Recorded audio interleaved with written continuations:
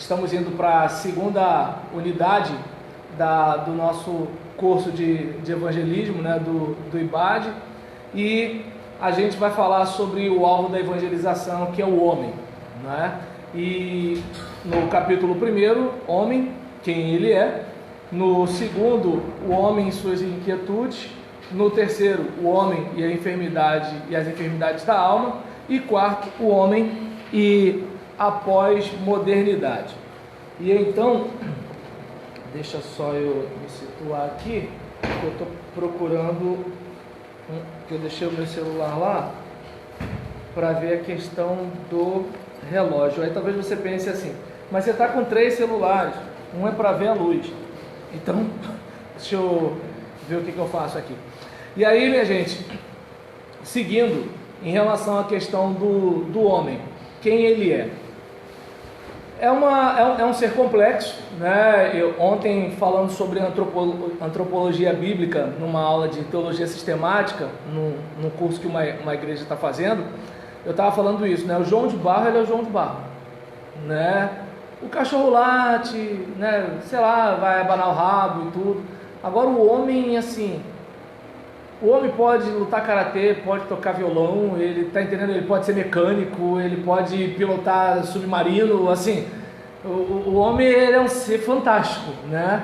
É que a gente na correria, né, pensando em conta para pagar, 30 ovos que a galinha chorou para colocar, a gente não para pensar, né, assim, no potencial que o ser humano tem, né? Ser humano é um negócio fantástico, né? Claro que se eu não fosse ser humano, eu não teria inveja dos seres humanos, porque eu não saberia isso, né? O cachorro não está nem aí para o que o ser humano é, né? Mas assim, o ser humano, ele é um ser complexo, né? E ele é o alvo da nossa mensagem, ele é o alvo da evangelização, e a mensagem existe para quê? Para alcançar esse homem, para que esse homem conheça a luz de Cristo, para que esse homem reconheça, né, Jesus como único Salvador e Senhor, né? Porque Salvador até que não é muito difícil, Senhor é que é o negócio, né? E assim, até para perceber que Deus sendo o Senhor da sua vida, é a libertação que Ele tem de si mesmo.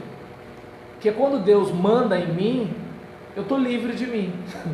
Agora, quando sou eu que mando em mim, eu sou escravo de mim mesmo, né? Espero não ter dado nó na cabeça de vocês, mas assim, parece que eu sou Senhor, mas eu viro escravo, né? E no outro parece que eu sou escravo, mas aí sim eu começo, né, a ser o capitão do meu navio, né? Porque eu começo a não ser guiado por mim. Não, peraí, eu estou com uma vontade de comer esse sonho, mas e o diabetes? Aí nisso que, opa, não, peraí, eu posso me conduzir, eu posso me controlar, eu posso reduzir o meu corpo à escravidão, eu posso esmurrar-me a mim mesmo, né? Agora, quando Deus não nos controla, o que eu quero é ser feliz, né? E aí nesse ser feliz é que a gente acaba morrendo mais cedo. E aí, a formação e composição humanas, a Organização Mundial de Saúde define o homem como um ser biopsicossocial e espiritual. E esse olhar para a condição humana aponta para a necessidade da igreja entender que fazer a obra de evangelização implica em alcançar todas as áreas da existência sem negligenciar nenhuma delas. Eu lembro, por exemplo, quando eu trabalhava com a minha esposa na favela do Dique, as crianças, elas iam para o culto infantil e já perguntavam assim, tem lanche, tio? Né? Tudo bem que o que a gente quer é pregar Jesus, mas se bobear é a primeira refeição daquela criança. Tá dando para entender? Né? E aí nisso, o homem como um ser biológico, a gente precisa, não vou ler aqui o que vocês já têm aí no livro, mas aquela ideia, né, de que assim, às vezes aquele irmão chato, ele não é só chato, ele está passando por um problema de saúde. Às vezes aquela irmã ranzinza, ela está com um problema hormonal.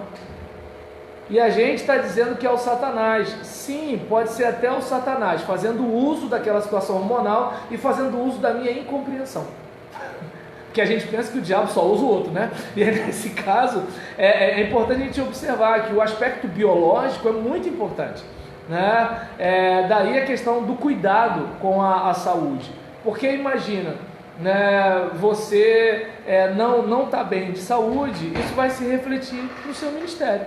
Não tem para onde correr, né? Então, evangelizar é atender às necessidades do próximo, aconselhando a buscar ajuda médica, se for o caso, né? Levar comida para quem tem fome e água para quem tem sede. o aspecto psicológico, né? O homem, ele é um ser psicológico, detentor de uma psique. Tratar de questões que envolvem a vida psicológica humana é de tamanha complexidade a ponto de não existir uma teoria que abarque todas as demandas. Até porque o que acontece? A gente tem como é que eu posso dizer? É uma área que não é palpável, não é mecânica, não é tangível. Então, até que ponto, né, aquilo que os teóricos falam acontece mesmo aqui dentro? A gente não tem as gavetinhas aqui para a gente abrir, pegar e ver, né? E aí nisso tem o behaviorismo, né, que é uma teoria mais comportamental. A gente tem a psicanálise e a terapia cognitiva, né, que muitas vezes a gente pode estar tendo uma percepção equivocada da realidade e por isso está reagindo de um modo estranho. O que todo mundo mais está acostumado é com a psicanálise, né? Então, ainda mais hoje em dia, o que tem de crente metido, né, psicanalista. E aí, nesse caso, assim, aquela ideia de que você não é apenas você é simplesmente uma folhagem de uma série de coisas, dos galhos, do caule, da raiz. Então, assim, às vezes aquele cara, ele é daquele jeito, pode parecer esquisito, mas por causa da formação que ele teve. Às vezes ele é daquele jeito por causa, né, do lar onde ele foi criado. Às vezes ele é daquele jeito, né, por ele admirar alguém que não era para ele admirar, né? Vamos pensar, por exemplo, quando eu dirigia a congregação, o tempo que a gente tinha as crianças era até os 10, 11 anos. Dos 11 anos, as meninas começavam a colocar aquele short do Bad Boy, né? E assim, era uma marca que tinha antigamente, os mais novos não conhecem isso, né? Que os lutadores até usavam de Vale Tudo na época. Aí as meninas começavam a botar aqueles shorts e os meninos começavam a se envolver com tráfico, né? E assim, a chance que a gente tinha, né, era até ali aqueles 11 anos. E quando a gente conseguia capturar aquele cara, nos 12 anos, estava no batismo, estava dirigindo o culto, estava começando a se desenvolver na igreja, né? Mas agora, se a gente não conseguisse pegar aquele cara até aquele período, e aí, por quê? Porque quem eram as pessoas que eles e elas admiravam?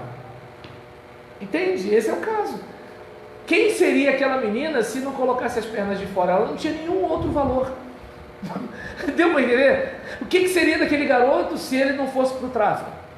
Ele ia trabalhar em quê? Ele ia catar papelão? Quem ia chamar ele de senhor? Quem ia baixar a cabeça quando passasse por ele? Né? Então, ou seja, as referências que eles tinham de grandeza eram aquelas.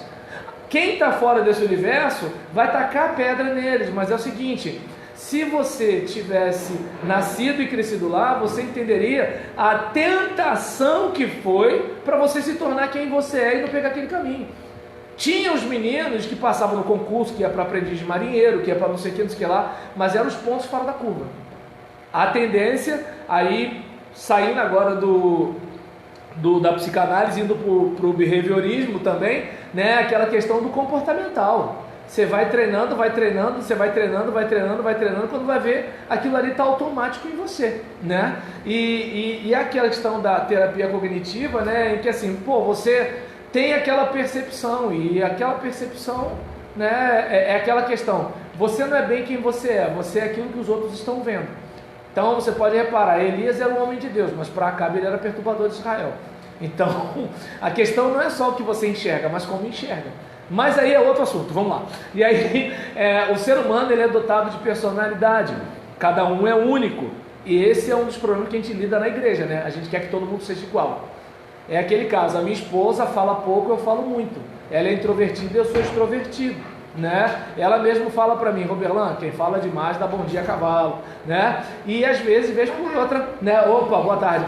Às vezes alguém vai pegar, né, uma fala minha, né, para me deixar numa situação difícil. Mas esse sou eu, né? Então, cada um tem um jeito de ser. E qual o problema? A gente, quando quer evangelizar as pessoas, a gente quer que elas cabam na nossa forma. Eu, por exemplo, falo muito isso nas aulas de história dos batistas. A gente pegou não apenas o evangelho, mas a gente pegou o modo de viver dos missionários estrangeiros. Só que o modo dele viver era legítimo porque ele veio de lá, não era o nosso. Só que a gente associou receber Jesus com receber a cultura estrangeira. E aí a gente, por exemplo, acaba se tornando um extraterrestre na nossa própria terra, achando que a gente está seguindo Jesus. Só que seguir a Jesus não tem a ver com pegar a cultura estadunidense.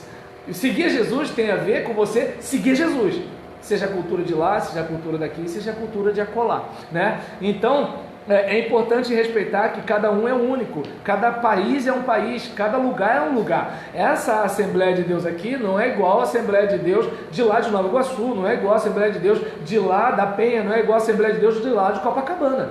E a de Copacabana do Rio não é igual a de Copacabana de Caxias, é tudo Copacabana, mas, né? Então, são situações, né? A igreja de lá do Pico do Morro é diferente da igreja do Pé do Morro. Mas a gente quer botar todo mundo igualzinho quando nenhum dos discípulos era igual um ao outro, né? E aí é importante a gente pensar nisso na evangelização. A gente não está programando robôs, a gente está alcançando pessoas para o reino de Deus. Paulo César Deléo, pode pegar um copo d'água para mim?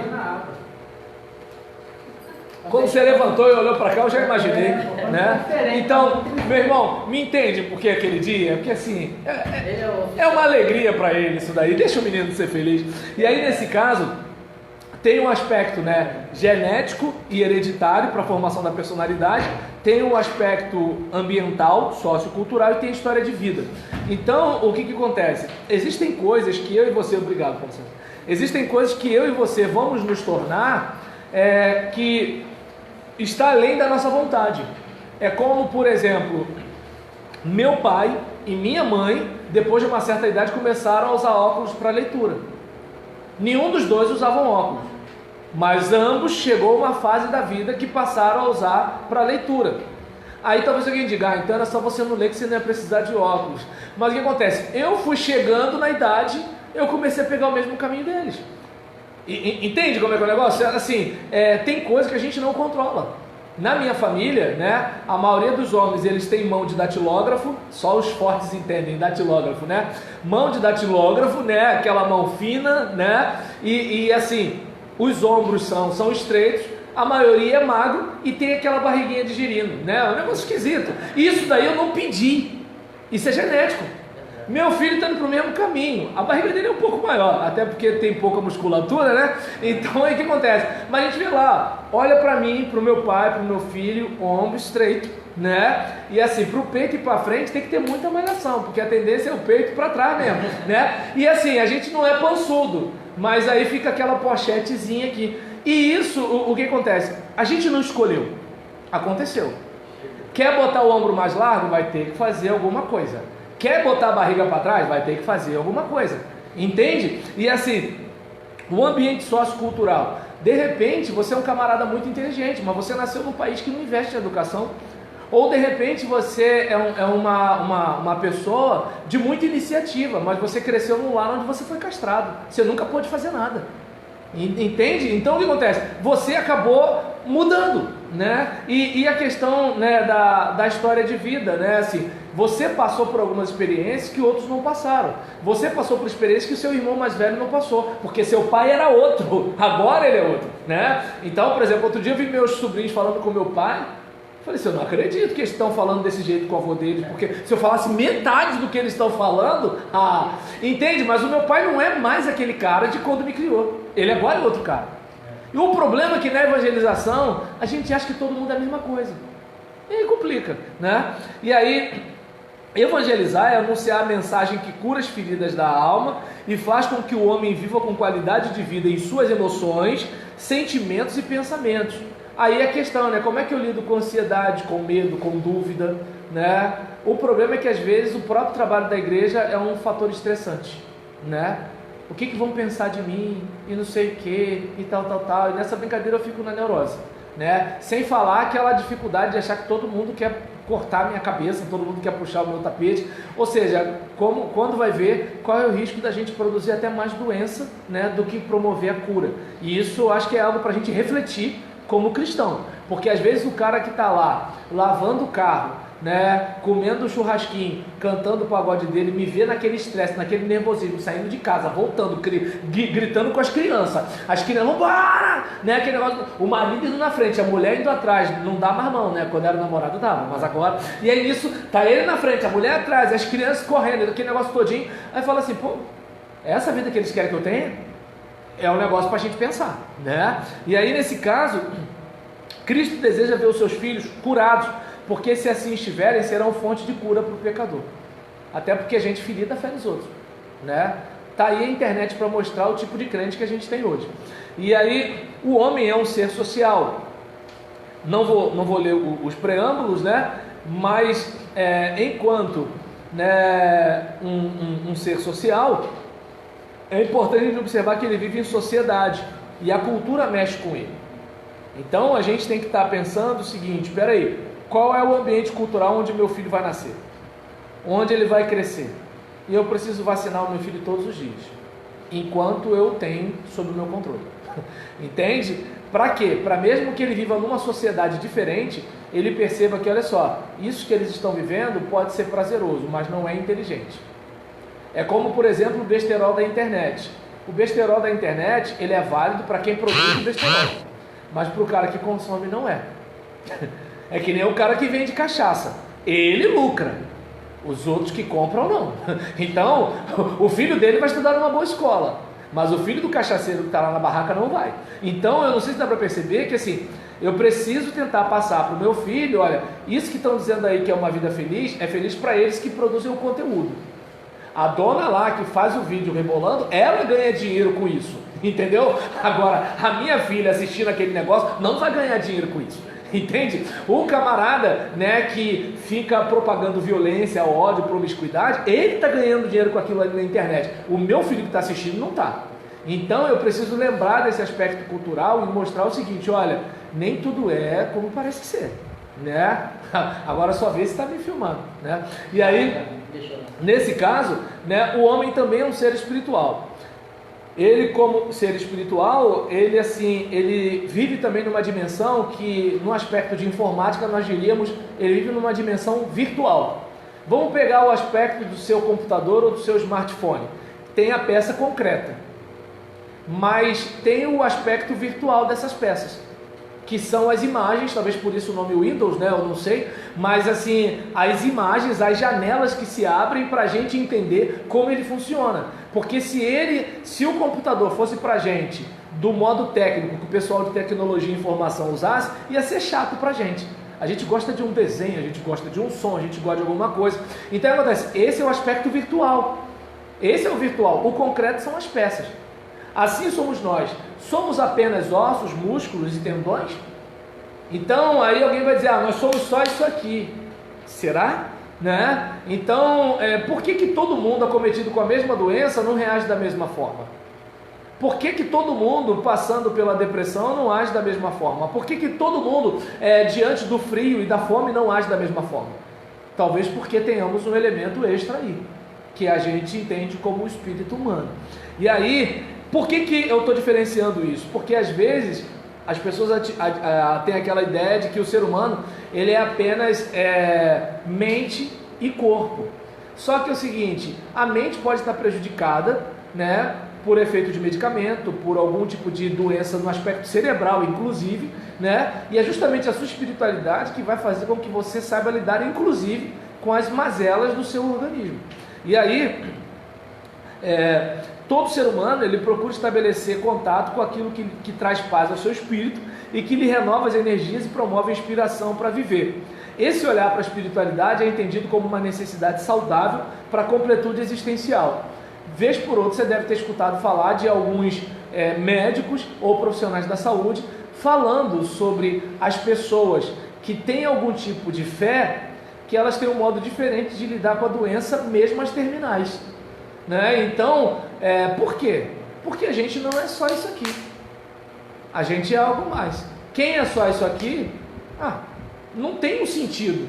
Quem tem mais do que isso aqui, tem um porquê viver, independentemente das misérias ou mazelas da vida. E aí, que ser humano é esse? Né?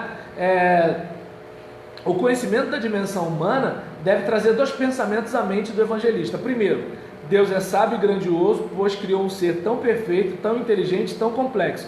De fato, a Bíblia diz que o homem foi criado à sua imagem e semelhança. E, segundo, não devem ser ignorados os elementos que compõem a estrutura humana e social no trabalho da evangelização. Não vamos esquecer, se vivemos num bairro pobre, evangelizamos pobres. Entende? Se a gente tem na nossa região uma maioria de mulheres, se temos uma maioria de negros, uma maioria de gordos, uma maioria de propensos ao tráfico de drogas, à violência urbana, a gente tem que ter tudo isso em mente. A gente não pode pensar que a gente já tem um pacote pronto, o que a gente aprendeu lá com o Rick Warren nos Estados Unidos, a gente vai fazer aqui, né? Ou vai fazer em Belfort Roxo, ou vai fazer em Nilópolis. Não, entende? Cada lugar é um lugar. E a gente precisa pisar o chão de fábrica, ter uma leitura da realidade para poder compartilhar, porque Jesus é a resposta. Mas qual é a pergunta? Como a gente praticamente não ouve a nossa geração, a gente só prega. Então às vezes a gente está falando até uma linguagem que o povo não entende. É um tal de usar voz e tu num ambiente que as pessoas mal sabem falar a língua portuguesa. E a gente ainda fala errado, fala bonito, mas fala errado, né? Então, é importante a gente observar até que ponto a gente é compreendido, né? É importante a gente ficar atento a isso. O apóstolo Paulo ensinou sobre isso, né? Ele sabia pregar para... Incrível, né? Olha quantos anos tem. Sabia pregar para quem era de muita elocução. Exatamente. Para os judeus eu me fiz judeu. Para quem não era judeu eu não me fiz judeu. Então, por quê? Porque ele sabia que tinha que falar a mesma linguagem. Isso fazia igual a quem a gente estava pregando, a quem a gente estava ensinando. O problema é que na nossa cabeça é como se a gente fosse perder a santidade por dialogar com o diferente. E aí a gente quer que o cara pense como a gente. Assim, a gente quer que o peixe saia do rio e caia na nossa frigideira. Não. Fica esperando, né? Fica esperando, né? E ainda malha outra igreja que cresce. Ah, cresce porque é oba-oba. Tá, né? Se isso te conforta. E aí nesse caso, é importante que a gente possa estar atento, né? A questão, inclusive, né? Da forma de aprendizagem. Qual é a capacidade cognitiva do indivíduo para aprender e qual também é a linha que eu vou usar para ensinar. Né? Por exemplo, eu sou bastante visual, eu acho que eu não preciso dizer isso para vocês, né? Eu gosto de vídeo, slide, imagem. Tem gente que gosta da abstração. Tem gente que nem gosta da imagem, né? Então o que acontece? Cada um é de um jeito, cada um aprende de um jeito. E qual é o problema da gente? A gente acha que todo mundo tem que aprender de um jeito só. Giz e cuspe para geral. Só que nem todo mundo é assim. Tem gente que aprende brincando, tem gente que aprende vendo filme. Por exemplo, boa parte da nossa molecada conhece palavras em inglês por causa de música e por causa de filme. Existem jovens que sabem escrever por causa de internet. Porque ele tem que escrever. E aí o corretorzinho lá está dizendo, está errado. E aí ele vai e escreve direito. Há um tempo atrás, sem internet, boa parte da juventude não lia nem escrevia. Hoje escreve, né? Então, por exemplo, o brasileiro não gosta de ler. Quantos crentes não leram o tal do Harry Potter? Eu, por exemplo, para me enturmar e saber de que falava o tal do Harry Potter, né? Que quem não era bruxa era trouxa, não sei quantos lembram dessa época, porque tinha uma febre, muitos crentes estavam lendo Harry Potter. Eu falei, vou ler. Quando eu vi 800 páginas, tá maluco? Vou não. E aí você vê que o mesmo jovem que lê 800 páginas não lê um livro de Efésios, que é muito menor. O brasileiro não lê. Não é que não lê. A questão é qual é o estímulo. Alguém fez alguma coisa para esse cara se interessar por isso. Então a gente sabe que o ser humano precisa ser despertado. A gente está fazendo alguma coisa para despertar? Né? Jesus é a resposta. Mas qual é a pergunta?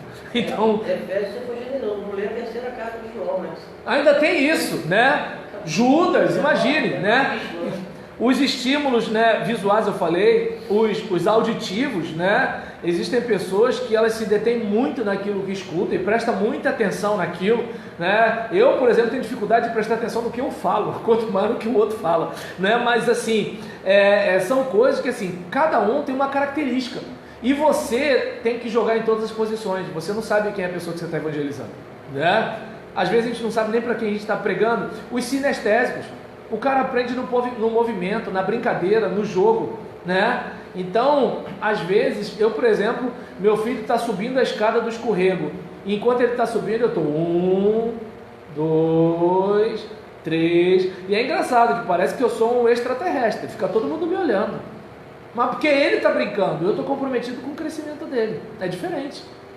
Claro, eu sou o pai mais estranho da praça, porque eu estou ensinando meu filho a contar enquanto ele sobe a escada, né? Entendeu? Então, mas é aquele caso, de perto ninguém é normal, olha, ideia. Então, assim, em relação a isso, tem gente que aprende com movimento. E qual é o problema da gente como crente? Na cabeça da gente só se aprende falando e ouvindo. Não se aprende com exercício, com atividade, com essas coisas todinhas. E aí de vez em quando tem uns que vêm para mim e falam assim: porque a Bíblia diz que o exercício para pouco o físico para pouco é proveitoso. Se para pouco é proveitoso, então é proveitoso. Já que é proveitoso, então faça, né? Ele é pouco comparado à piedade, porque a piedade é para a eternidade e o exercício físico é só para essa vida. Só que enquanto você não morre, é através do corpo que você faz as coisas. Ou eu estou falando sem ser através do corpo, ou eu vim para cá sem ser através do corpo, ou eu visito os irmãos sem ser com o corpo. Entende? Só que a gente não cuida do corpo. A gente acha que o corpo é um fantasminha, que a nossa vida, nós somos fantasminhas, né? Nós vamos ganhar as almas para Jesus. Não, vamos ganhar pessoas que têm alma, mas são pessoas por inteiro, né? Então, e o homem à luz das Escrituras, a gente precisa observar, né, que assim, Deus, ele trata o homem, né, por completo, né? Até porque ele fez esse homem completo. A gente, na Idade Média, é que pegou mais o caminho metafísico do homem, né? O corpo, numa herança também platônica, né? E assim, até gnóstica, aquela ideia de que assim, o espírito é bom, mas o corpo é mau. Só que não vamos esquecer, Jesus falou que o corpo vai ser ressuscitado. Paulo falou que o corpo vai ser ressuscitado. Se o corpo não tivesse valor nenhum, por que haveria ressurreição? Fala. A respeito do assunto que você estava falando aí, o IBGE, não sei qual ano agora da pesquisa que ele fez, que a gente aprende, quando a gente pratica alguma coisa, 95%. De ontem para hoje, se eu pratiquei o que eu aprendi ontem, eu consigo guardar 95%. Enquanto você só lê, você guarda acho que 22%. Ler e escrever, você guarda 30 e poucos. Aí tinha mais outras coisas. O fazer. Mas o maior percentual de guardar de ontem para hoje, de ontem a ontem, né? Enfim, assim sucessivamente, era você praticar aquilo que você aprendeu ontem ou anteontem. São 95% que você guarda. Daí onde fica a dica, né? De que quem ensina aprende 2 vezes. Então, quanto mais você fizer, melhor, porque nós nos tornamos aquilo que fazemos, não aquilo que discursamos. Talvez por isso que a igreja tenha tanta dificuldade com o testemunho hoje, porque nós somos a boca de Deus, só a boca. Mãos e pés é meio complicado, né? Coração, deixa pra lá, senão vai aparecer desabafo. Fala. É uma coisa interessante que isso daí é uma realidade que você vê. Se você se envolve no evangelismo, quanto mais dias você for com um grupo evangelizar, você vai ficar cada vez melhor naquele Exatamente. trabalho. Você vai se aperfeiçoando, você vai vendo o defeito daquilo, você começa a observar. E percebendo até oportunidade. Meu vizinho deu uma deixa aqui, opa, é agora, em vez de eu ser chato. Eu espero a oportunidade. Né? Isso aí. Quanto mais você faz, é por isso que essa história de crente em casa não funciona. Você precisa estar na casa do Senhor para você aprender, para você ensinar, Exatamente. para você participar. E eu costumo dizer o seguinte: eu sou mais crente do que os que estão lá dentro. Então você vai para lá e mostra para eles como se faz. Porque fulano que está no adultério está desobediente, o outro que está na fornicação está desobediente, o outro que enche a cara de cachaça na encolha está desobediente, tá, mas eu que não congrego também estou. O problema é que a gente está sempre vendo a falha do outro, né? E aí o homem, é claro, o inferno são os outros, né? O homem e suas inquietudes. Bem, é importante a gente reparar, né, que as pessoas, elas têm dúvidas, incredulidades, desapontamentos, desconfianças, né? Principalmente em relação à igreja, a pastores e líderes. Até porque boa parte das pessoas que a gente vai evangelizar já passou por uma igreja. E eu costumo dizer que o que me faz acreditar no evangelho não é vendo os evangélicos, é porque eu sei de onde Deus me tirou, o que Ele fez na minha vida. Só que o cara que não se converteu, ele não tem a experiência que eu tenho. Então, para ele, evangelho é o que os crentes fazem. É aquele marido que não é crente, que tem bronca de crente por causa da mulher que tem, entende? Porque para ele crente é aquilo ali, né? E aí nisso, por exemplo, alguns têm aquela ideia, né, de que todos os caminhos levam a Deus. Tem até uma linha teológica chamada universalismo, né, que pega esse caminho. Tem aqueles outros, aquela ideia, né, de que as obras salvam, né? Então, por que você vai entrar no céu? Porque eu não cheguei palavrão, não bati na minha mãe, né, não chutei o meu cachorro e tal. Pô, parabéns por você ter feito isso, mas é o seguinte, não é por causa disso que você vai. Você vai porque Jesus pagou sua conta que você não tinha como pagar, né? Por isso que a gente fica, às vezes, igual aquele irmão do filho pródigo. Pô, mas esse cara aí... mas é o seguinte, você não é filho pelos seus méritos e ele não é filho pelos méritos dele. Você é filho por causa do seu pai. Pronto. Então, a questão, né, o importante é ter prazer, o importante é ser feliz. Vivemos numa sociedade hedonista. Até mesmo a questão de igreja. Eu vou frequentar uma igreja onde eu me sinto bem. Não é onde Deus quer, não é onde há mais necessidade do meu dom e do meu ministério. É onde eu me sinto bem. Faça-me o favor, né? Aí, nessa hora, o pessoal fica chateado com a minha pregação. Vá tomar banho, pelo amor de Deus. Perdão aqui, mas eu fico irritado com esse negócio. Vou sair até desse ponto. E aí, nesse caso, né, a questão, né, do sou religioso, isso basta, né? Eu tenho minha religião, né? E aquele caso, beleza, você pode ser evangélico e está perdido. Você pode ser assembleano e ir para o inferno. Você pode ser batista e estar endemoniado. Porque o que acontece? Você ter uma religião não significa que você é um seguidor de Jesus, não significa que você é morada de Deus. Entende? Religião é religião. Por exemplo, Paulo era judeu e era seguidor de Jesus. Como é que pode? Ele é judeu. É judeu, é seguidor de Jesus. Como, por exemplo, tem camarada que ele vai ser presbiteriano e não é seguidor de Jesus. Então, você pode ter uma religião e não ser um cristão. Porque ser cristão é muito mais do que ser membro de uma igreja, ter sido nascido e criado, conhecer todos os hinos e ter lido a Bíblia 10 vezes. É muito mais do que isso, né? Religião, também no sentido concreto da palavra, é religar-se com Deus. O católico, ele é religioso, mas a religação com Deus não é religião, é Jesus Cristo. Ele veio religar o homem pelo jeito do céu. E sem querer defender o católico, né? O batista também é religioso, o assembleano também é religioso. Só que assim, o que a gente precisa, o que a gente precisa é o seguinte, eu preciso ter um relacionamento. Aí que está a questão. É como, por exemplo, eu tenho essa aliança aqui e tenho uma certidão dizendo que eu sou marido da Gisélia. Mas aí eu me pergunto, até que ponto eu vivo como homem casado e trato a minha esposa como minha esposa? Deu para entender? Então, o fato do indivíduo ele estar no hall de membros, ele frequentar um templo, né? E ele ter tantos anos de casa, não significa que ele é um filho de Deus nascido de novo, né? E aí, Deus e a igreja me decepcionaram, como alguns podem vir a dizer, né? E aí, você tem que ter todo o cuidado do mundo, porque, vamos e venhamos, você não sabe o que aquela pessoa passou. E você não sabe o que ela sofreu em nome de Deus, coisas que Deus nunca pediu. E pior, gente que fez maldade em nome de Deus, que está lá até hoje, enquanto essa pessoa está lá, e aquela gente que fez mal àquela pessoa fala assim, lá, está no mundão, que não era de Jesus, como se esse aqui não tivesse no mundão, só que cantando hino. Porque quem puxa tapete, quem mente, quem faz intriga, quem faz política, essa pessoa está no mundo, ela só é religiosa, entendeu?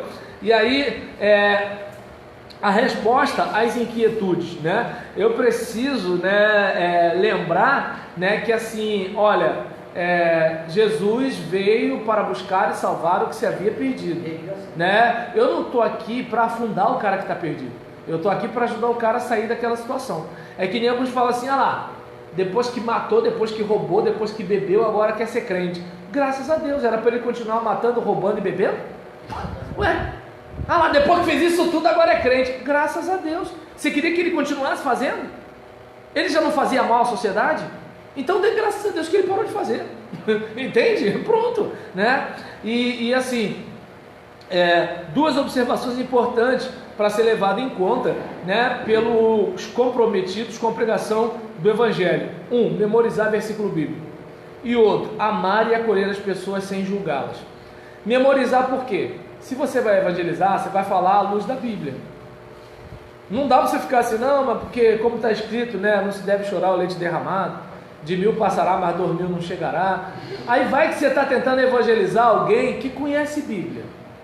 Aí a pessoa fala assim, se ele não sabe o básico, como é que eu vou confiar no avançado? Bíblia está acesso a ele e está acesso a mim. Céu está acesso a ele e não a mim. Acessível a ele e não a mim. Pô, se ele é ignorante nisso aqui que é tangível, quem garante que ele não é ignorante? Eu vou entrar nessa nada?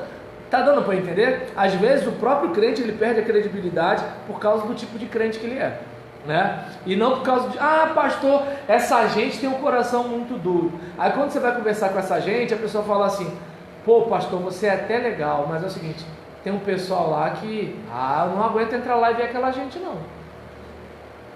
E aí, você vai fazer o quê? Então, eu preciso ser transformado para poder evangelizar as pessoas. Não basta só eu ter a minha religião, né? E o julgar também é uma outra situação, né? Por exemplo, uma coisa é o seguinte, cara, você fez o negócio errado sim. Só que todos nós, a Bíblia diz em Romanos 3,10, como está escrito, não há nenhum justo, nenhum sequer. A diferença do meu pecado para o pecado do cara da barraca é que o meu pecado não fede a cachaça. O meu pecado não fede a cigarro. O meu pecado não fede a maconha. Mas o meu pecado ofende a santidade de Deus assim como o dele. E ofende mais, porque eu peco naquilo que condeno. Eu sou um pregador. Eu peco às escondidas, naquilo que eu critico em público. Então o que acontece? Eu entendo que meu pecado é mais grave que o dele, porque ele é um pecador assumido. Eu sou um hipócrita. Eu estou cantando para Deus, né? Por exemplo, eu lembro de uma vez eu estava num culto de nossa igreja, e aí a gente estava cantando, teve uma febre, né, da época do Vineyard, e aí todo mundo lá, eu te busco, te procuro, ó Deus, tal. Aí tem uma parte da música que fala assim, eu te busco toda hora, espero em ti, revela-te a mim, conhecer-te eu quero mais. Aí enquanto eu estou cantando, gente, não foi o diabo, só pode ter sido Deus, porque o diabo não quer me edificar. Vem aquele pensamento assim, busca toda hora. Canta de novo, Julião. Busca toda hora. Revela-te a mim. O tempo que você passa no joelho é o tempo que você passa na Netflix. O tempo que você passa na Bíblia é o tempo que você passa no Instagram. É verdade isso? Gente, eu abaixei a cabeça e não consegui cantar. Mas o cara que está lá bebendo cachaça não sabe, então ele acha que ele é o mais miserável dos pecadores e eu sou o santinho da palavra. Eu lembro que eu fui pregar numa igreja, uma irmã foi, passou a mão em mim e falou assim, deixa eu pegar unção. Eu falei, minha filha, se bobear você ora mais do que eu e não sabe. Não pense isso não, escuta a pregação, guarda no seu coração, mas não pensa de mim além do que eu sou não. Quer me conhecer, conversa com a Gisélia, né? E nesse caso, né, ela chega a me fazer até raiva. Gisélia é minha esposa, tá? Meu Espírito Santo particular. Fala. Meu irmão, não foi na febre que surgiu uns 10 anos atrás, que ela entra na minha casa, mexe na minha estrutura. Régida, né? Isso. Todo mundo cantava aqui, cada virou agora. Entra na minha casa, mexe na minha estrutura. O pessoal cantava isso, amor. Cara de pau do mundo, se você procurasse na igreja. Aí Jesus fala assim, eu ouvi falar que você queria que eu entrasse. Espera aí agora não, porque eu estou aqui na internet, né? Então, você sabe o que é a internet, né? Não preciso explicar. E aí, o capítulo 3, né? É o homem e as enfermidades da alma. Então, a gente tem a questão da ansiedade, né? Que tem um aspecto da preocupação, né? A coisa não aconteceu, mas eu já estou lá e estou sofrendo por antecipação. E aí nessa brincadeira eu não vivo o presente. Então, tem dois aspectos na ansiedade para a gente enquadrar aqui, né? Tem o aspecto clínico e o aspecto do pensamento. O aspecto clínico pode ser desencadeado por um monte de questões. Pode ser uma questão genética, pode ser algum tipo de coisa que aconteceu no seu organismo. Mas tem o aspecto do pensamento, e isso está sob seu controle. Você pode escolher no que pensar. Você pode substituir pensamentos. Então isso é algo que muitas vezes a gente não se dá conta, né? Que, por exemplo, vamos lá, você não está vendo, cara, olha o que vai acontecer amanhã. O amanhã eu não sei, eu tenho que resolver o que eu posso fazer agora. É aí que está a questão. Então é importante a gente ter essa ideia. Só que o problema da gente é que a gente vive numa sociedade de pressa. Está todo mundo desesperado. E aí ninguém, por exemplo, você não sente o cheiro do café, porque você já está pensando no endemoniado do chefe lá no trabalho.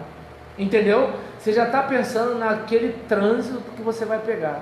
E nisso você não está sentindo o cheiro do café da manhã. Né? Por exemplo, às vezes eu estou fazendo um negócio, aí estou eu lá preparando uma aula, aí meu filho olha para mim, ri para mim. Aí eu fico assim, meu Deus, deixa eu escrever. Mas aí depois eu falo assim, peraí, eu estou deixando de curtir esse momento. Meu filho não vai estar todo dia com esse tamanho para minha cara e rindo. Até porque chega uma idade, né, que o filho se bobear e fala assim, que é, mãe? Que é, pai? De novo? Para! Tá chato, hein? Tá feio, né? No meu tempo era paga-mico, hoje eu não sei qual é a gíria. E aí nisso, falando da ansiedade, e aí, por exemplo, afeta, né? O nosso comportamento, afeta o nosso pensamento, né? Às vezes o camarada está aqui, mas ele não está aqui, não está concentrado, né? O aspecto físico, né? O camarada passa mal, ele se sente mal, ele está, né? O corpo está ruim. Aí, isso, e é engraçado que quando ele vai no médico, faz exame, não tem nada. Aí o cara ainda fica com raiva do médico, porque assim, como é que eu não tenho nada? Tu tá maluco, doutor? Aí calma, filho, calma, né? Tá dando para entender, né? E assim, e o aspecto emocional, né? Porque assim, quando você vai ver, você se sente mal com a vida, você acaba não curtindo a vida, né? E aí é nessa hora que a gente tem que aprender com o gato e com o cachorro. O gato não está assim, será que eu vou morrer amanhã? Né? O gato não está assim, meu Deus, como é que eu vou fazer para pagar a conta de luz? Não, o gato está vivendo um dia de cada vez, por isso pode dormir. A gente, o que acontece? Chega de noite, mas isso, e aquilo outro e tal, ou seja, pronto, você já está lá em 2025, você não está vivendo esse momento. Tá dando para entender? Então assim, aí é aquilo que eu falei, ele veio para que nós tivéssemos vida e vida em abundante. Em abundância. Foi. Uma passagem, acho que Êxodo, se fala a memória, o Senhor dá ordem a Moisés para o estão reclamando que queria pão. Aí a ordem foi bem expressa, né? Manda catar, mas para hoje, senão vai estragar. O povo na ansiedade. Exatamente. Não sei se Jesus volta amanhã. E olha, fica até uma colinha para a gente pregar domingo, isso que ele está falando, que é o seguinte, observa bem como é que são as coisas, né? Você pensando no amanhã, você fica no problema. Entende? Porque a questão, pelo amor de Deus, não é que você vai ser irresponsável, mas o seu amanhã começa hoje. É aí que está o caso. Eu, por exemplo, eu quero ter uma velhice saudável. Não adianta eu me preocupar com a velhice saudável, eu tenho que começar novos hábitos agora. É aquele caso, por exemplo, como é que vai ser, né, o meu futuro lá na frente? Eu tenho que começar agora. Não adianta eu ficar pré-ocupado, eu tenho que me ocupar. Senão eu vou ser como aquele carro que você liga, acelera, faz barulho, gasta combustível, gasta bateria, mas não sai do lugar. Aí a gente chama isso de estupidez, né? E aí nesse caso, mas esse é o mundo que a gente vive. E qual é o problema? Está arriscado eu que vou evangelizar, eu estou todo quebrado, e o cara que eu vou evangelizar, ele até vai para o inferno, mas está com muito mais saúde emocional do que eu. Então está na hora de eu rever a minha vida. Paul Tournier, um psiquiatra suíço, no seu livro Culpa e Graça, ele fala sobre isso, que às vezes o ambiente religioso produz mais doença psíquica, né, do que o ambiente que não é religioso. E a gente tem que pensar nisso, né? Tem que pensar nisso com muito cuidado, né? Sim. Paulo César Deléo, mais um copo d'água, por favor? Pois não.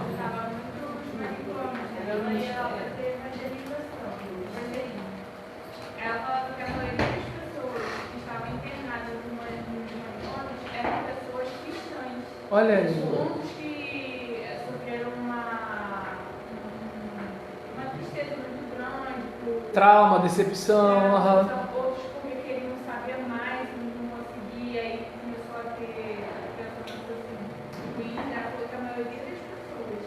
Não, e sem falar que é o seguinte, quando você tem uma alucinação que é beleza, show de bola. E aí, mãe, como é que você tá? Não, tô aqui conversando com Jesus. Beleza, tá entendendo? Tô falando com o anjo Gabriel. Show de bola. Tô batendo papo com o Rei Leão. Tranquilo. Agora, quando a alucinação do tipo, tem cheio de mariposa aqui pousando em mim, e aí? Tá dando assim, quando a alucinação é boa, show de bola. Agora, se a alucinação não é boa, imagina a perturbação dessa alma. E só de pensar que alguém contribuiu para o adoecimento dessa pessoa, ela não adoeceu do nada sozinha.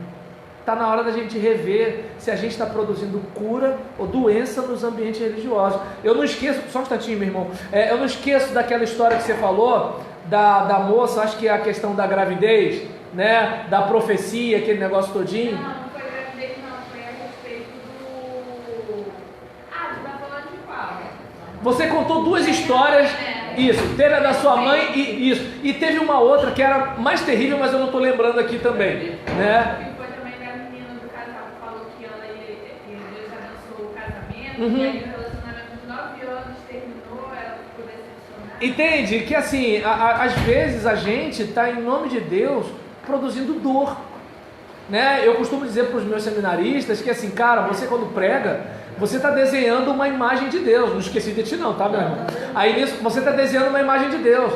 O Deus que você está pintando para a congregação é um carrasco, é um banana, tá entendendo? É o Deus da Bíblia, é o Deus da sua imaginação. Então assim, quem é o Deus que você está pintando para a sua congregação? Porque aquela gente vai acreditar naquilo.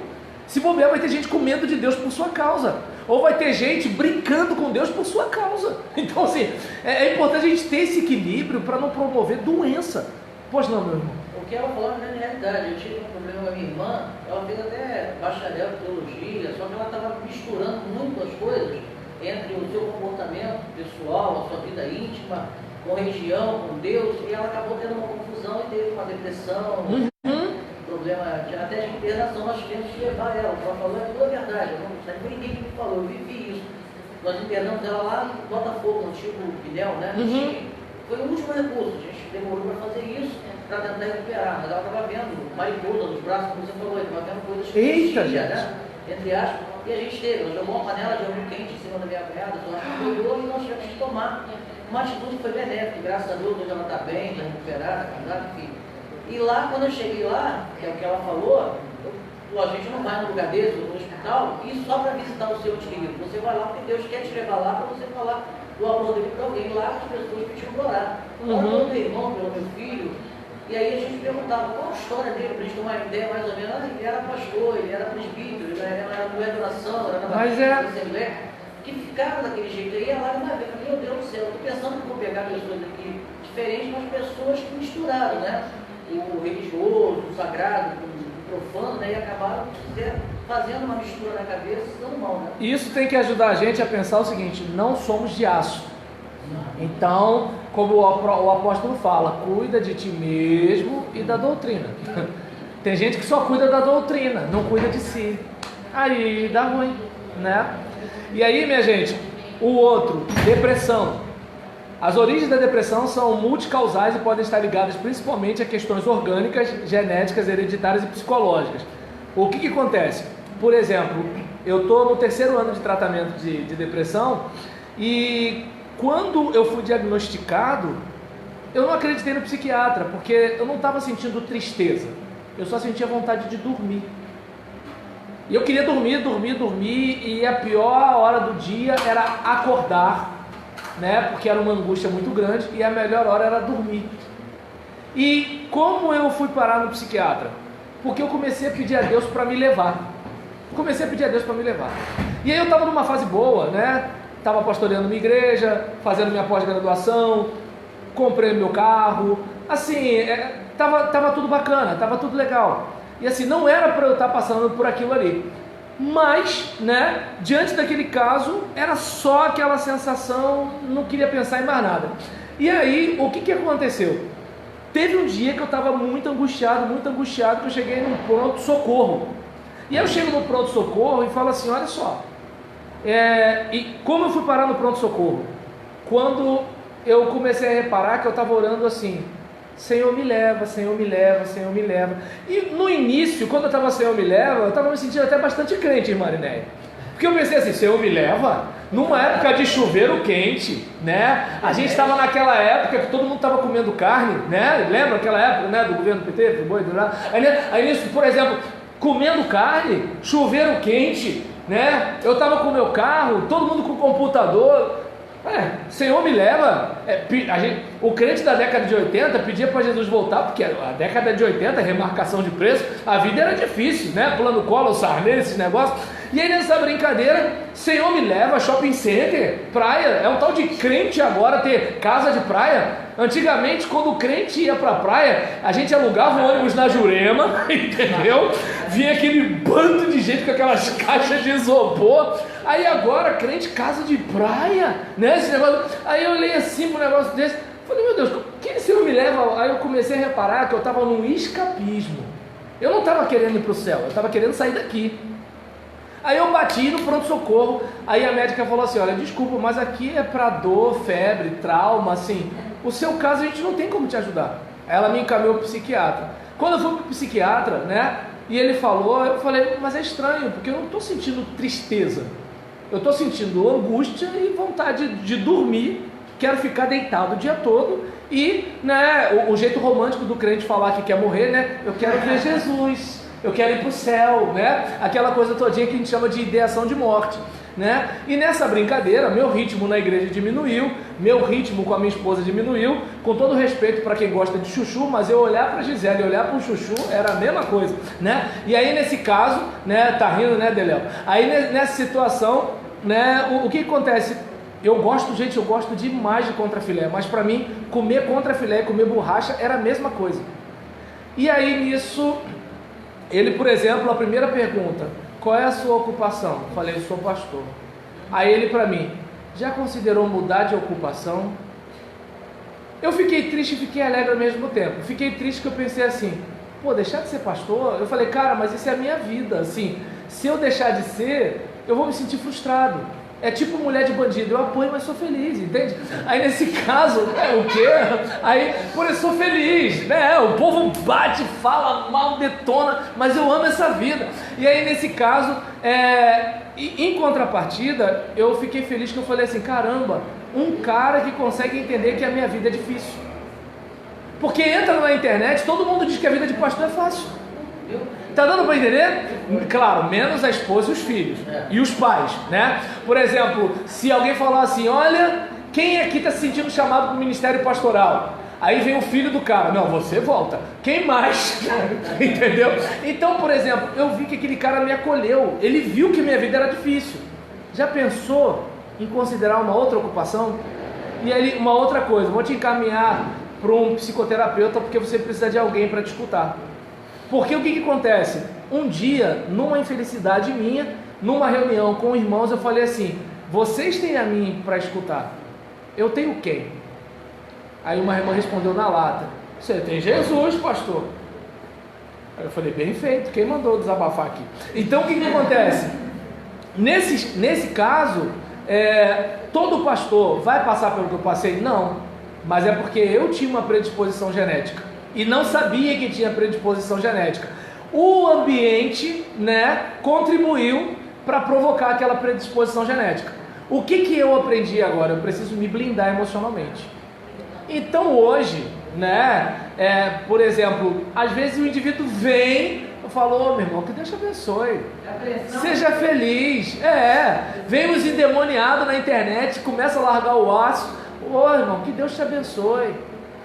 Pastor, não gostei disso que você falou lá na mensagem, que você quer que você dizer. Aí eu falei, é isso que você pensa do seu pastor? Então, beijo, paz, vamos lá, vai com Jesus, entendeu? Ou seja, mas antes não, aí, uma coisa que eu aprendi na terapia, e olha como é que é o negócio, eu, o profissional da fé, e a terapeuta, a profissional da ciência, ela foi usada por Deus para falar um negócio que eu, pastor, não tinha me dado conta. Ela chegou para mim e falou assim, mas Jesus também não era bastante criticado, rejeitado, não sei o que lá.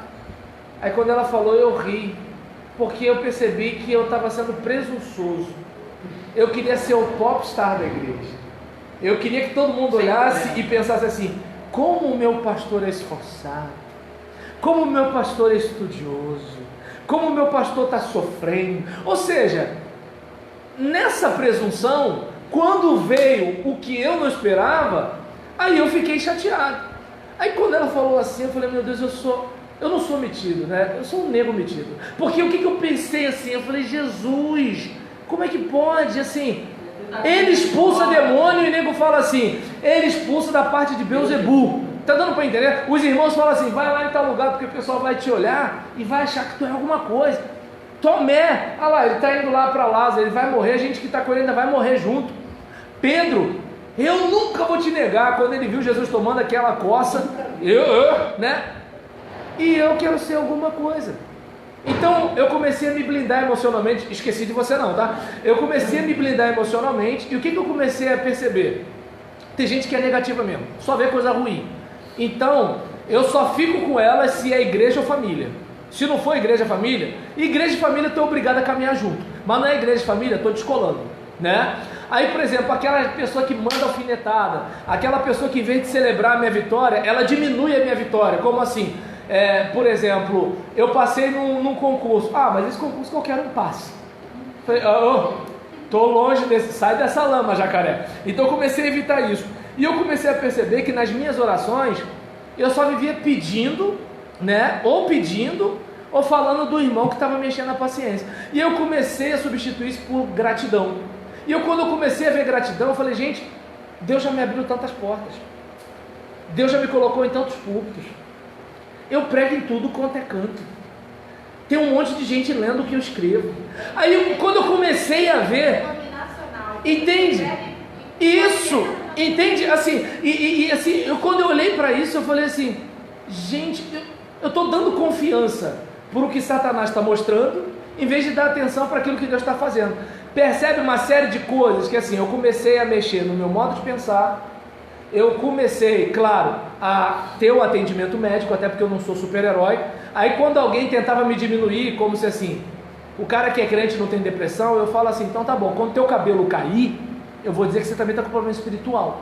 Quando você precisar usar óculos, eu vou dizer que você está com problema espiritual. Quando teu dente cair, não vai lá no protético não, porque ora pro dente nascer de novo, miserável. Tá dando para entender? Então o que acontece?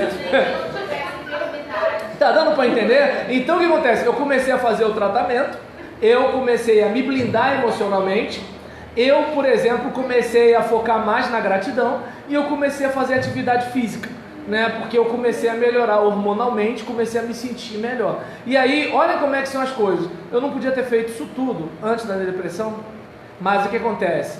Deus percebeu o seguinte, se eu não deixar ele quebrar, ele não vai se policiar. E aí, pois não?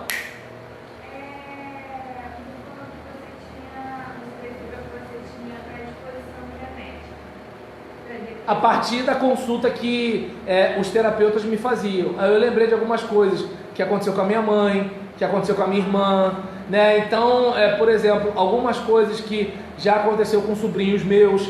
Então, por exemplo, na minha família eu percebi uma certa predisposição aos vícios, ao álcool. Então, assim, eu comecei a verificar algumas coisas que pena que eu aprendi tarde, né? Mas graças a Deus eu aprendi pelo menos para ajudar alguns a não quebrarem. Claro, os orgulhosos não, porque soberba precede ruína e os orgulhosos vão quebrar a cara mesmo. E você não aprendeu, tá? Não, eu tô a 5 dos 50, irmã Marinéia. Não tem problema. Tem não? É mesmo? Que bom. Eu sei que às vezes as pessoas dizem assim, tem igrejas que não aceitam, por exemplo, você fazer exercício em academia, né? Eu, por exemplo, é um ambiente que eu detesto. Não suporto. Nem quando eu era jovem, nem quando eu não era cristã. É um ambiente que nunca me agradou. Mas tem a praça, tem a rua. Não, isso que eu ia te falar. Mas você fazer exercício físico não significa só uma academia. Claro. Eu faço caminhada, quer dizer, eu parei. Então não faz. Desculpa. Eu não falei porque eu E sei. quando eu estava fazendo caminhada, eu estava muito melhor. Eu tô sentindo falta da senhora entregar todo mundo aqui. A senhora parou com isso. Eu ficava muito melhor fazendo caminhada. Muito melhor fisicamente. Mas porque o hormônio melhora a sensação de bem-estar. Entendeu? Então, o que eu quero dizer aqui é que às vezes a pessoa fala assim, mas pra mim não tem jeito, irmão, porque eu não posso fazer academia. Não é só academia. Claro! Até porque nem todo mundo vai ter dinheiro, meu Deus do céu. Eu, por exemplo, eu tenho prioridade. Claro! Não é minha prioridade. Né? Lá em casa é o leitinho. É isso aí, então. Tô esse ano todinho sem malhar, fazer o quê? Mas, vamos pegar a rua, subir uma escada. É mesmo? Então, né, aí os sintomas aqui, eu falei de certa forma na minha própria experiência, então não vou ler pra vocês. Oi. Me ajuda, hein? Como? Não, pode deixar. Como? Falta 9 para as 3. Como trabalhar? Hã? Como trabalhar? Bem, depende, porque crente para ser humilde não é fácil. Pois é. Então, porque, por exemplo, às vezes aí o irmão Marcelo, né? O irmão Marcelo me instiga, fica falando coisa para perturbar a minha cabeça, e quando eu falo com ele alguma coisa, o irmão Marcelo vai deturpa o que eu falei, bota a palavra na minha boca. E isso adoece a gente. Exatamente. Aí eu falo para o irmão Marcelo, mas irmão Marcelo, não foi isso que eu falei. E aí ele vai aumentando o grau da complexidade. E quando você explica, fica pior. Fica pior. Além de oração, que é uma coisa que eu faço, além de oração, o que eu posso fazer? Bem, assim, o que acontece? Primeiro, não pregue sobre Sambalate na igreja, não pregue sobre Alexandre o Latueiro, porque ele já vai achar que você está atacando ele. Entendeu? Nem pregue sobre esse assunto. E detalhe, até porque você pode estar pensando nele mesmo quando pregar. E nesse caso, a outra questão é que é o seguinte: as pessoas são aquilo que elas decidem ser. O fulano quer que a vida dele seja um inferno, o problema é dele. Agora, se você vai absorver o que ele está passando para você, aí já virou problema seu. É como eu estou dizendo, por exemplo, tem gente, né, que quer projetar em mim a infelicidade da vida delas. Por exemplo, a mulher está mal casada, ela quer descontar no pastor. Entende? Aquele filho está revoltado com os pais que tem. Ele quer descontar na igreja. Entende? Aquele velho está desamparado pelos filhos. Ele quer descarregar nos diáconos da igreja. Quando, por exemplo, eu entendo que cada um é responsável pela sua felicidade e pela sua infelicidade. Tem gente que tem uma vida mais difícil que a nossa e consegue ter contentamento com a vida que tem. Tem gente que tem uma vida melhor, confortavelmente falando, do que a nossa e tem uma vida mais infeliz do que a gente. Então, assim, o próprio apóstolo Paulo fala o quê? Aprendi a viver contente em toda e qualquer situação. Então, eu posso viver contente sendo honrado ou humilhado. Eu posso viver contente tendo muito ou tendo pouco, porque contentamento é interno, não é do lado de fora. Então, por exemplo, o ataque do cara fica nele enquanto você não recebe. Agora, quando você recebe, aí te pegou. Então, eu entendo que é aí onde está a questão da blindagem. A pessoa fala assim, no meu caso: pastor Roberto, você não gosta de mim. Bem, Deus sabe o quanto eu oro por aquela pessoa. Deus sabe o quanto eu me importo com ela. E Deus sabe que eu não vou deixar de brigar com ela para ela achar que eu gosto dela. Meu filho, por exemplo, ele fica injuriado comigo. Fica. Eu falo, não tem como ter medo de um cara gritando com pijama, de algodão ainda por cima. Entendeu? E de 80 centímetros. Aí o que acontece? Fica lá revoltado, não sei o que lá. O choro é livre. Eu sei que naquela hora ele está indignado. Se ele pudesse, ele me mataria. Só que o meu compromisso não é com ele gostar de mim. Meu compromisso é com ele viver num mundo que não vai ser o pai dele. Então o meu trato com o meu irmão é o seguinte: cara, se você pensa isso de mim, não posso fazer nada. Eu tenho que me esforçar para amar você. Eu tenho que me esforçar para me importar com você. Agora, eu não sou responsável pelo que você interpreta a meu respeito. É muito difícil, pastor. Entende? Mas aí é aquele caso. Você... É aquele caso. Eu estou entendendo. Sim, fala que eu te escuto. O que acontece é que, por exemplo, a respeito desse assunto, né, em relação a esse caso, eu não sei se dá para perceber que, assim, gente, ingratidão, né? Coach, agora eu sou coach ministerial, né? Aí em relação relação a isso, não, de sofrimento eu entendo um pouco. Aí em relação a esse caso. Eu quero dizer para você. Sim. É de Deus você está aí hoje. É de Deus eu estar aqui. Ela já recebeu, eu já recebi, e deve ter mais alguém aí que deve estar recebendo alguma coisa também. Olha, e A ideia é Porque essa. a coisa está. não fala que tá preta não, senão ele processa por racismo. Eu falei. A coisa está maravilhosa. Ah, que susto. Você, Ah. você não vai perder, você não vai deixar de dar uma aula, não. Você está dando umas instruções aí excelentes.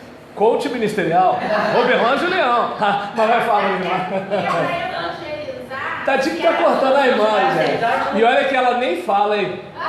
Ela é igualzinho você, mas vai. Para evangelizar, se você não tiver saúde, se você não estiver bem psicologicamente, você ganha quem? Quem você ganha? Se nem você está acreditando no que você está falando. Até porque a igreja, em vez de ser acolhedora, vira repelente, né? Porque o pessoal da rua conhece a fama da igreja, não a fama de sal e luz, como a igreja que caía na graça do povo. Fala, irmão. Esqueci. Agradece a ideia. Olha só. Interessante no início, tá falando que o evangelismo, quando a gente vai evangelizar uma pessoa, a gente tem que levar em consideração tudo da vida da pessoa.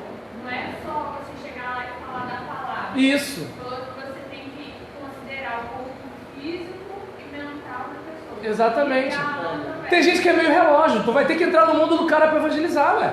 E aí? Agora, uma coisa que você falou interessante também, que eu tenho muita dificuldade com isso, eu consegui blindar os meus sentimentos, porque eu sou uma pessoa muito emotiva. Se você grita... Eu vi que você arregalou o olho na hora de falar emotiva.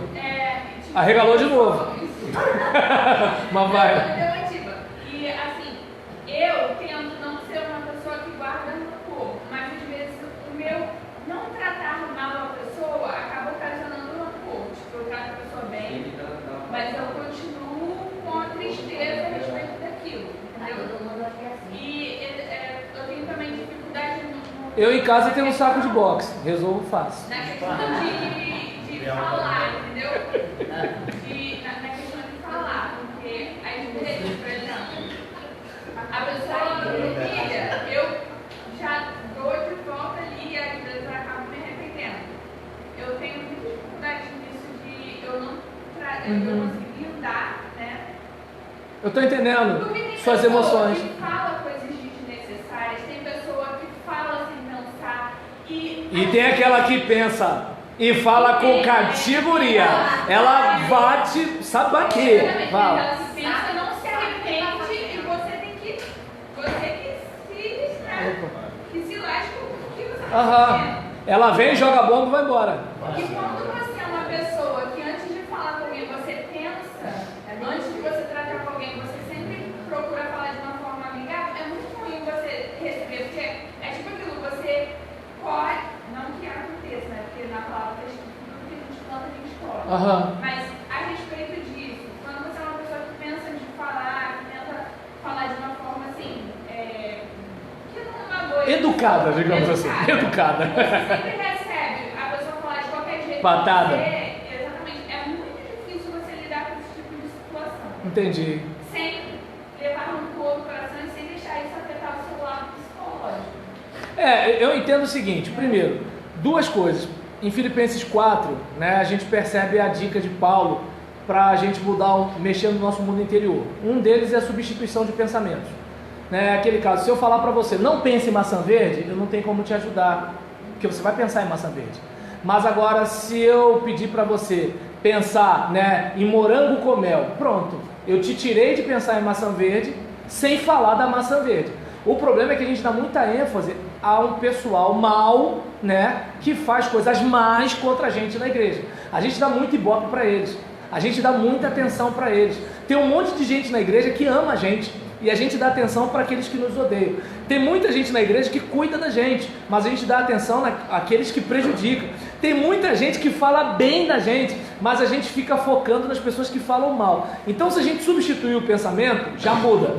Uma outra coisa, como é a vida de quem fala mal de mim e como é a minha vida? Entendeu? Quem é o tipo de gente que se opõe a mim? Se é uma pessoa do bem que se opõe a mim, eu vou botar minha viola no saco. Mas se quem está se opondo a mim é um cara que maltrata a mulher, não paga as contas, deve na cantina, eu olho, é esse cara que está dizendo que eu sou ruim, então eu estou no caminho certo. Então, entende como é que é o negócio? Então é um tipo de situação que assim, a substituição de pensamento. E a outra ideia, fale com alguns tipos de pessoas só o necessário. Você não precisa ser amigo de bola de gude de quem assim está querendo fazer mal, até porque às vezes a pessoa ela é grosseira comigo porque ela tem inveja. Por exemplo, gente, eu não tenho nada para alguém ter inveja, entende? O que tem lá na minha geladeira agora é água e ovo, mas tem gente que tem inveja de mim. Por que, meu Deus do céu? Por causa dele, não é por minha causa. Saúl tinha tudo e tinha inveja de Davi. Davi não tinha nada, então não era problema de Davi, era problema de Saúl. Então é aquele caso, tem gente que assim, dê graças a Deus que ela só te feriu naquela hora, porque se você fosse parente dela, ela ia te ferir de manhã, de tarde, de noite, de segunda, de manhã, domingo. Então o que acontece? Observa bem, assim, que tem aquela pessoa, você vai vê-la lá no culto, você não precisa ficar conversando com ela, você não precisa ficar, se for parente aí, aceita, né? Aí hoje vocês estão soltos, hein, gente? Tô sentindo falta da aula passada. Fala. O que mata mais. E olha que hoje eu corri, hein? Mas aí vocês aproveitaram. Os pastores, os crentes hoje, é o envolvimento emocional. Que você, ao invés de se envolver para tentar ajudar, você se envolve emocionalmente. Você quer resolver o problema do outro que não é teu. Esse é o caso. O papel do pregador é orientar. Ele não é para-raio. Se Joãozinho é perturbado, o Joãozinho tem que aprender na palavra a deixar de ser perturbado. Não dá o direito a ele de me perturbar. Joãozinho, você é perturbado, o problema é seu, não me perturbe. Eu estou aqui para ser o seu pastor, não o seu para-raio. Você tem problema com o seu chefe? Vai lá e resolve com o seu chefe. Você tem problema com a sua mulher? Vai lá e resolve com a sua mulher. Não vem me usar de para-raio. Está dando para entender? Eu porta da minha casa para minha irmã, mas orientando ela. Fechou a porta orientando. Ela vai na minha casa, ela dorme na minha casa, ela mostra. Não, fechei assim, ela vai chegar 2 horas da manhã, quando ela está com problema. O problema é da minha irmã, ela é maior de idade, não é meu. Ela não sou pai. E eu ficar 2 horas da manhã acordado, já virou problema meu? Aí eu conversei, chamei, eu ia ter que conversar. A partir de hoje você não entra mais na minha casa. Eu deixei ela tentar resolver o problema dela. Até o ponto, vai esquecer de novo, né? Até o ponto que ela entendeu que ela precisava ser tratada. Porque se eu entro no problema dela, vai ficar doido igual ela. Não, tem isso. Fala. É muito complicado. A irmã chega pra você e conta, desabafa, você vai aconselhar, no jeito assim. Aí te corta e fala: você não tem luta nenhuma? Você não pensa que você vive assim, você não tem luta nenhuma. Tem não. A questão é que é o seguinte, por exemplo, na cabeça das pessoas, a vida dos outros sempre é melhor. Por exemplo, tem gente que vai olhar para mim e falar assim: mas para você é fácil. Porque ela não sabe o que eu passo. Assim como se eu olhar para você e falar assim: mas sua vida é mais tranquila, porque eu não sei o que você passa. Só que cada um, né, sabe o calo que tem no seu próprio sapato. Mas aí a gente não tem que ficar esquentando cabeça se alguém acha que a nossa vida é fácil. É como eu disse, o psiquiatra reconheceu que minha vida é difícil. Mas agora, boa parte dos crentes, inclusive os que postam coisa na internet, para eles o quê? Pastor é malandro, pastor não trabalha, pastor não faz nada. Aí o pastor, para mostrar que trabalha, dirige trator, cava a sapata e não estuda a Bíblia. Mas tudo bem. É nesse caso, né, a questão do suicídio, né? Eu costumo dizer para as pessoas, né, que assim, olha, se veio a ideação de morte, é bom lembrar que assim, a morte não resolve o seu problema, além de criar problema para as pessoas que amam você. E você quer isso? Você quer isso? Então assim, porque se eu me matar os problemas acabam. Não.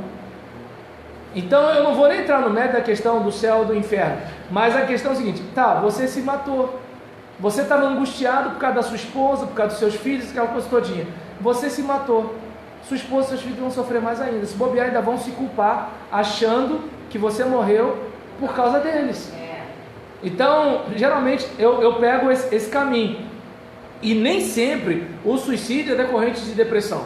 Por exemplo, um profissional, né, que ele é corrupto, mas ninguém sabia, todo mundo descobriu, e agora? Se ele é crente, por exemplo, é membro de uma igreja, como é que fica? Se mata. Imagina que de repente, né, o pastor tem um caso homossexual com um diácono da igreja. E aí um irmão que já queria tirar o pastor, não tinha de jeito nenhum, não conseguia pegar nada, né? Satanás mostrou, porque Satanás é assim, né? Ele tenta você, mas na hora ele sai fora e aponta. Ah lá! Aí nesse caso, o que acontece? Aí nisso, um irmão sabe, e o irmão está te chantageando, né? E naquela brincadeira chega uma hora que você se mata. Daqui a 15 dias o outro diácono se mata também. E aí nessa brincadeira, observa bem, hipoteticamente, tá, gente? Aí, em relação a uma situação dessa, o cara se matou por causa de quê? É aquele policial, que ele era um homem exemplar, mas descobriram que ele fazia parte de um não sei o que. E o pai dele tinha ele como, caramba, é Deus do céu, meu filho na terra. Ele era o herói do filho. Ele prefere se matar e ninguém descobriu o que aconteceu. Até porque depois que você se mata, ninguém vai te processar, ninguém não sei o que lá, você morre até com honraria. Então eu não sei se deu para perceber que assim, muitas são as situações. Então o que a gente tem que fazer? Fazer de tudo para tentar mostrar para a pessoa que assim, a morte não é nem o fim e nem a solução dos problemas. Você fez besteira? Levanta a cabeça, todo o teu lado, e vamos lutar até o final, entendeu? Vai ficar todo mundo contra mim, tá bom, mas Deus tem uma nova história para você.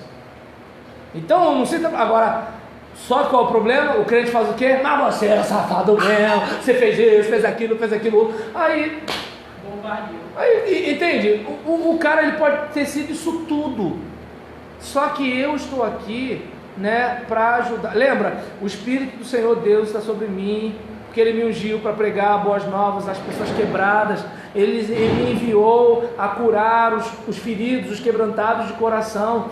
Ele me enviou para curar os cativos, a pôr em liberdade os algemados. Ele me enviou para pregoar que é tempo de favor de Deus.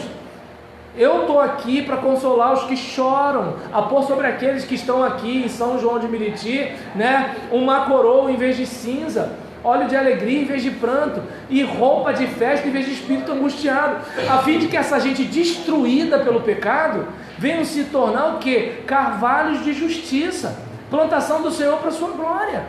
Mas não, a gente vai para a internet para ajudar a afundar os outros. É que nem, viu o cantor fulano que está no 3º casamento? Cara, ore por ele. Você faz parte do problema? O que você tem a ver com isso? Você faz parte da solução? O que você tem a ver com isso? Você vai fazer... Então a questão da gente evangelizar as pessoas, que elas estão feridas. Alguns decepcionados até com a igreja. Feridos na igreja.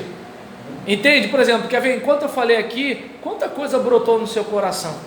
Entende como é que é o negócio? Assim, você vai conversar com alguns pastores, tem pastor que não quer nem saber mais de pastorear. Tem pastor que não quer saber de igreja. Tem pastor que não quer nem ser crente mais, entende? Aí você olha e fala assim, caramba, aquele cara estava cheio de sonho, entende? Então, assim, tem muita gente ferida. É muito fácil falar do cara que desistiu, entende? Sou filha de pastor, nasci na igreja, eu não queria ser nada de pastor não, mas eu estou precisando ser pastor. Entende? E assim, pô, falou de um jeito que parece que o cara tá indo pra forca. Olha só, o que acontece? Então, assim, aqui, eu sou filha de pastor, mas ele quer ser pastor. Oxe, não tem jeito.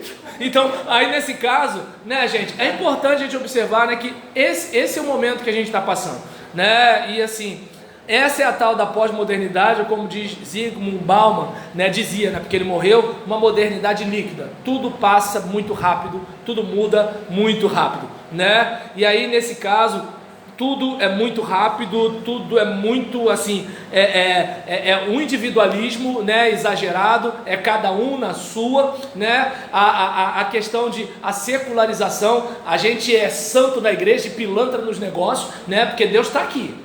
Aqui é essa casa, a sua casa, não sei o que lá, para você, pá. Eu estou naquele negócio, estou no worship, né? Os mais velhos perguntam para o mais jovem o que é worship. Aí nisso eu estou nesses negócios aí, tudo tal. Quando eu saio, já era, né? Então, e a privatização? A vida é minha, ninguém tem nada a ver com isso.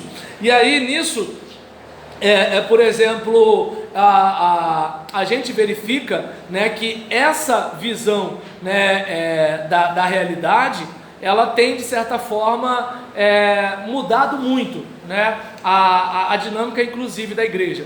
E o evangelista, ele tem que estar pronto a entender que ele está lidando com essa época, uma época relativista, né, em que tudo é relativo, menos essa frase, né? Então, isso aqui está errado, isso é relativo. Isso aqui está certo, isso é relativo. Isso é de Deus, é relativo.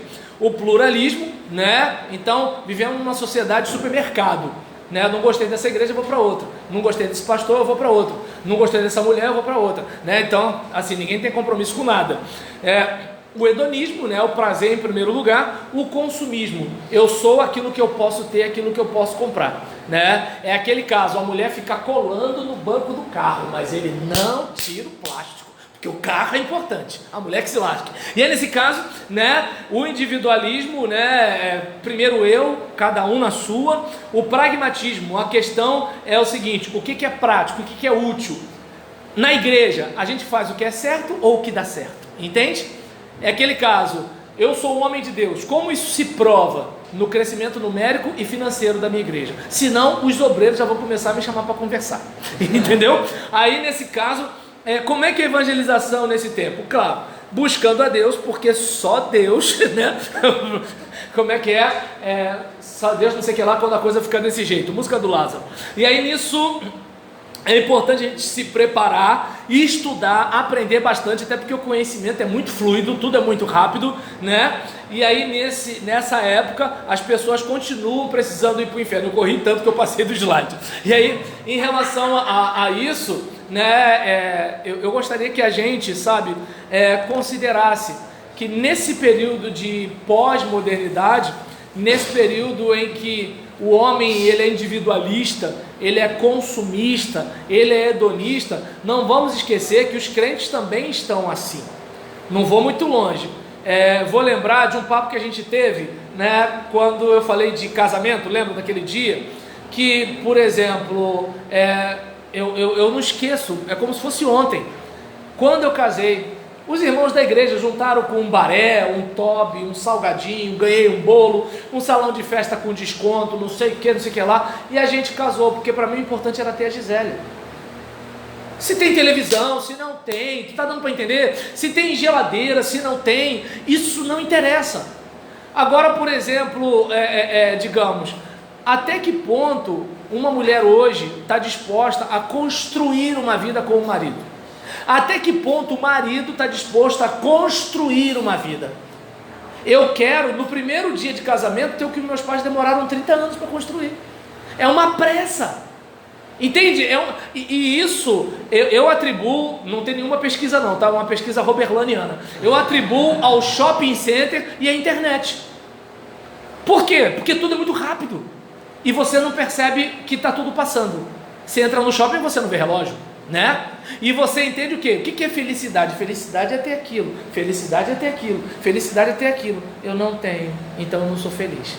Entende? O que por exemplo, é a vida? A vida é internet. Eu tenho que ter curtida, eu tenho que aparecer, eu tenho que não sei o que lá. E aí, nessa brincadeira, né? Por exemplo, outro dia minha cunhada estava me encarnando. Roberlan, o cara só estava passando a mão no guaxinim, ele tem mais visualização que você com seus estudos aí. Tá, mas eu vou continuar fazendo meus estudos. Deu para entender? Ou seja, a gente vive... Então...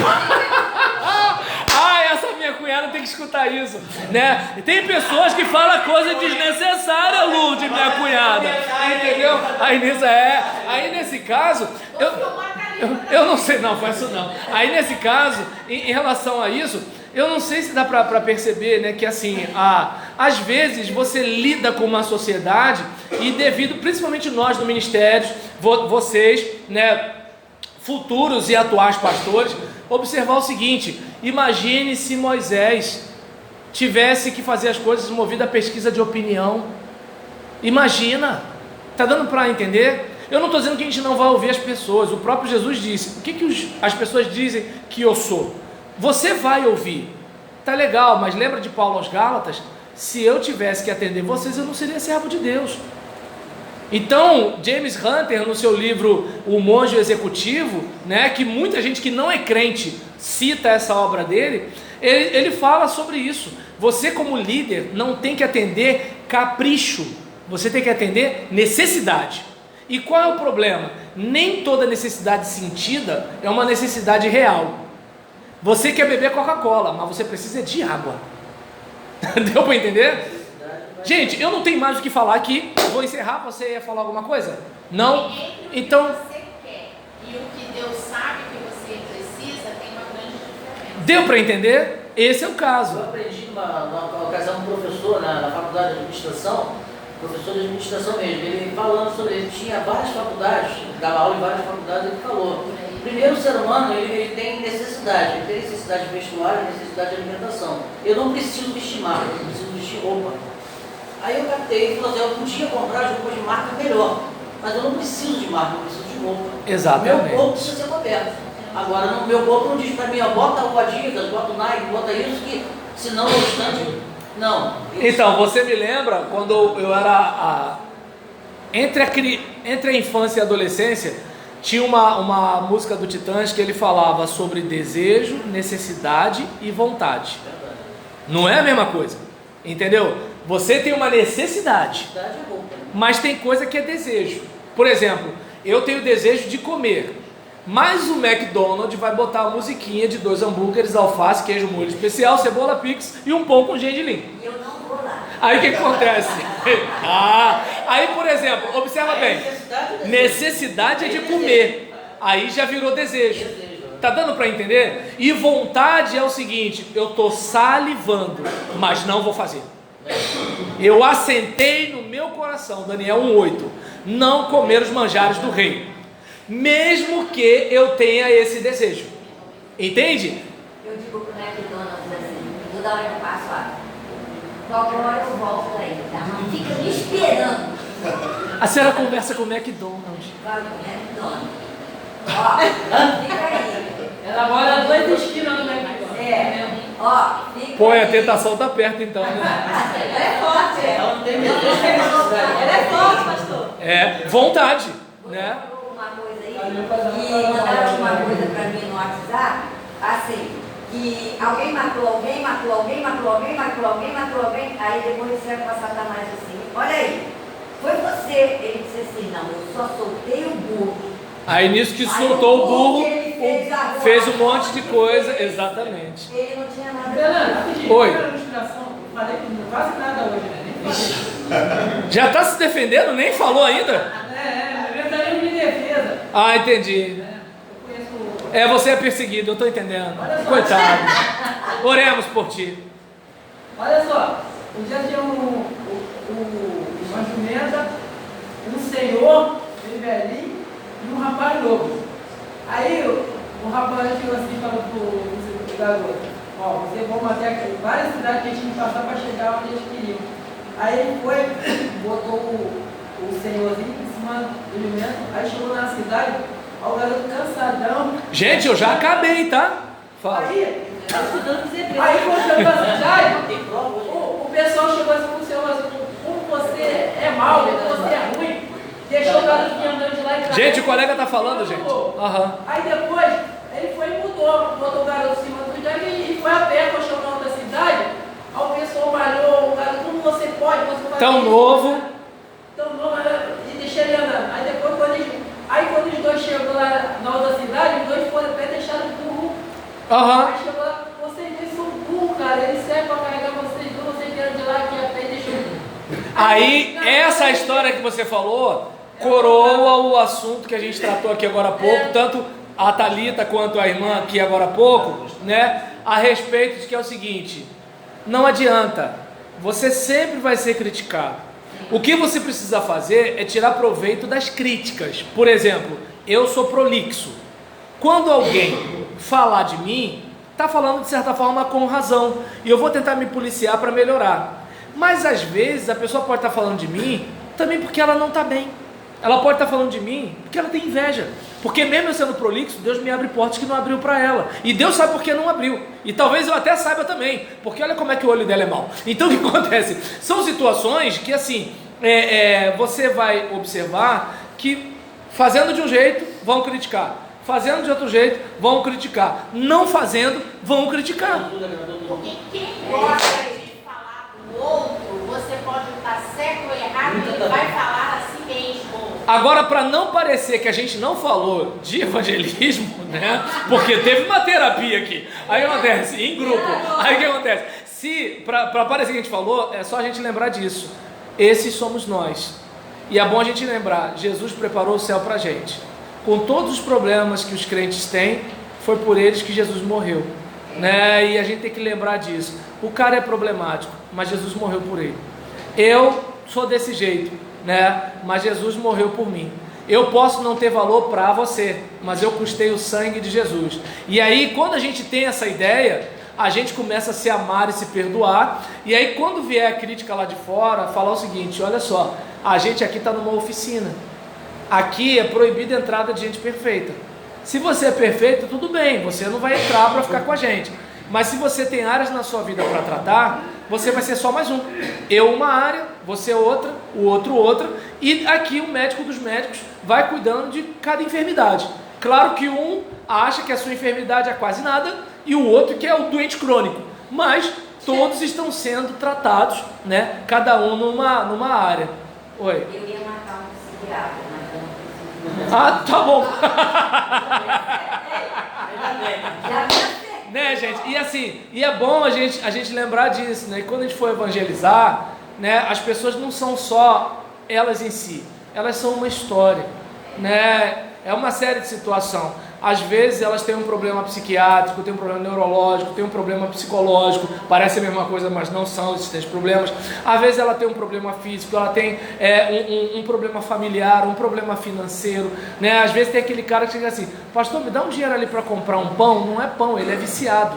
E eu tenho que ter esse cuidado para não dar o dinheiro para ele. Você tinha feito sinal para falar? Não, era só porque eu podia avisar. Não, pode avisar sim. Tá bom, minha gente, então... Não, tranquilo, acabamos sim. A gente só está aqui conversando agora, pelo que eu estou vendo, né? Então, Não estamos conversando. Não estamos conversando. Deus está, Deus está... aqui presente e está usando cada um aqui, ó. Amém. Eu estou até surpresa, eu vim de lá cansado, cara, um desânimo, eu vi no sol. Aham. Eu já andei tanto, aí vim, pulei 2 muros. Pulou o muro? Roubou goiaba? O cara já está fechado para botar ração com uma Tá. Ó, o Natal aí. Para botar pro cachorro. Pulou o muro para dar comida para porca. Vim pra cá, cuidei do meu irmão, chegou em casa meio doente. Aham. Aí o que acontece? Eu esperava ouvir as coisas, eu estou fazendo. Pô, que bom, graças a Deus. Podemos orar então para encerrar? Né? Tá subindo pra Não, então tá tranquilo. Né? Então, você que é o mais falante, você pode orar? Seu nome qual é mesmo? Leandro? Rian, perdão. Vai, Rian, ora por favor. Deus, aleluia, glória a Deus, santo se Para a tua glória, Deus.